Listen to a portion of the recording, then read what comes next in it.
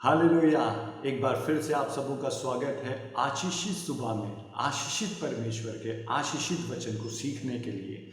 बहुत बार मेरे और आपके जीवन में बहुत सारे ऐसे लोग आते हैं जो हमें नापसंद करते हैं, जो हमसे प्यार नहीं करते, जो हमें देखना पसंद नहीं करते, हमारे साथ पक्षपाती बर्ताव करते हैं, सब प्रकार का नकारात्मक व्यवहार वो हमारे साथ करते हैं, सब प्रकार का। और वो लोग आपके परिवार के, आपके घर के, आप जिस कंपाउंड में रहते हैं वहाँ के, आप जिस ऑफिस में काम करते हैं वहाँ पे, या आप जिस कलीसिया के सदस्य हैं वहाँ के, ये लोग कहीं पे भी हो सकते हैं जो जिनसे आप घिरे होते हैं।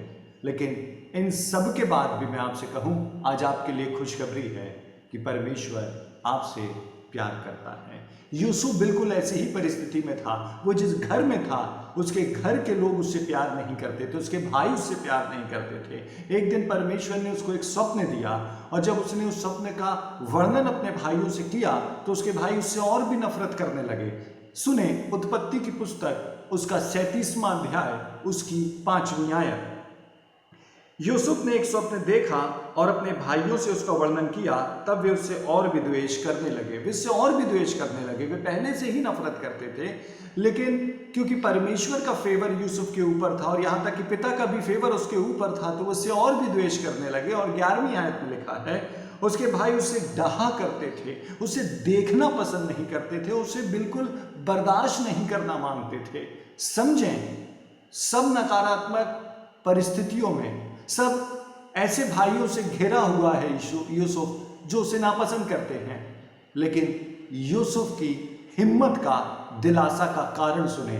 3री आयत। इस्राएल अपने सब पुत्रों से बढ़ के यूसुफ से प्रीति रखता था। मैं आपसे बोलूं, दुनिया आपसे नफरत करती होगी, लेकिन एक परमेश्वर है जो आपसे प्यार करता है, आपकी परवाह करता है, आपके विषय सोचता है, आपके भविष्य के लिए कल्पना करता है। और मैं आपसे कहूं, आपके पिता की, आपके परमेश्वर की प्यार की एक बूंद दुनिया की नफरत से बढ़कर है।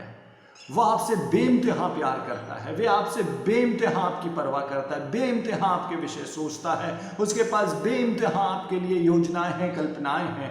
दुनिया की नफरत को ना देखें कि उसकी चरम सीमा क्या है, अपने पिता के प्यार की चरम सीमा को देखें। हालेलुया। यदि पिता आपकी ओर है तो कौन आपका विरोधी हो सकता है। सुने, यूसुफ एक ऐसे समय में है जब अपने भाइयों से घिरा है जो उसे नापसंद करते हैं, लेकिन उसका पिता उससे प्यार करता है। ये बात उसको हिम्मत देती है, ढाढ़स देती है, दिलासा देती है। लेकिन सवाल है, क्या यूसुफ भी पिता से प्यार करता है? यही सवाल तो आपके लिए और मेरे लिए है। पिता तो मुझसे और आपसे बहुत प्यार करता है, लेकिन क्या हम भी पिता से प्यार करते हैं?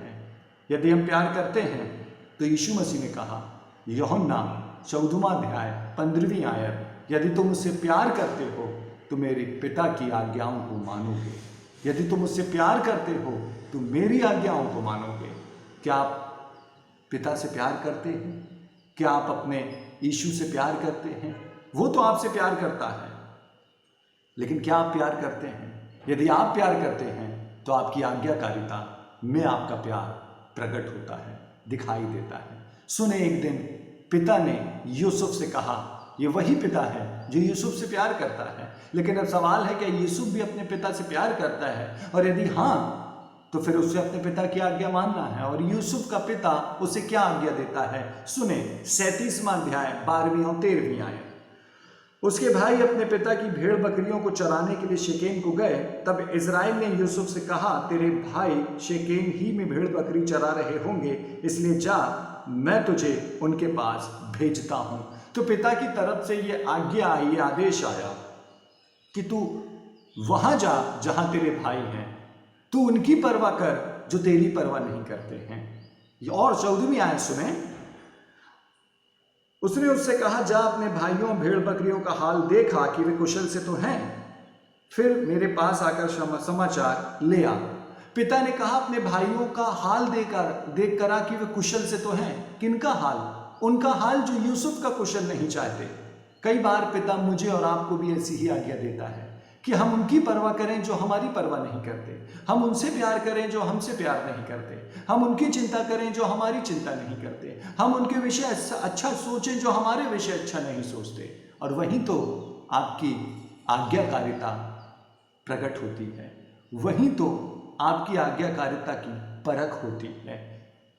याकूब ने यूसुफ से कहा, उनकी परवाह कर जो तेरी परवाह नहीं करते हैं, उनका कुशल लेकर आ जो तेरा कुशल नहीं चाहते हैं। और यूसुफ का जवाब था 13वीं आयत के आखिरी भाग में यूसुफ कहता है, जो आज्ञा मैं हाजिर हूं। और यही तो यीशु मसीह ने कहा, यदि तुम मुझसे प्यार करते हो तो मेरी आज्ञाओं को मानोगे। मैं आपसे पूछना चाहता हूं, जब पिता आपसे ये बात कहता है, जब पिता हमसे ये बात कहता है, तो क्या मैं और आप यूसुफ की तरह कहते हैं कि जो आज्ञा मैं हाजिर हूं, या फिर हम कोई एक्सक्यूज देते हैं, या फिर हम कोई बहाना बनाते हैं? यूसुफ का दिल देखें, यूसुफ कहता है जो आज्ञा मैं हाजिर हूं। यूसुफ उनका कुशल लेने जा रहा है जो यूसुफ का कुशल नहीं चाहते। क्यों? क्योंकि पिता ये चाहता है। तो यूसुफ वो चाहता है जो पिता चाहता है, ना कि यूसुफ वो चाहता है जो वो खुद चाहता है। आप फर्क समझ पा रहे हैं? आप क्या चाहते हैं, जो परमेश्वर चाहता है या जो आप चाहते हैं? यदि आप वो चाहते हैं जो परमेश्वर चाहता है, तो फिर बहुत बार परमेश्वर आपको कठिन बात देगा, लेकिन आप उसको पूरा करेंगे। यूसुफ अपने पिता की आज्ञा मानता है और जाता है, और जब जाता है तो आगे आपको पता है, यूसुफ के भाई उसे देखते हैं और कहते हैं यही तो है जो बड़े स्वप्न देखता, आओ हमें से मार डालें। और वो उसको इश्माइलियों के हाथ बेच देते हैं, वो गुलामी में चला जाता है।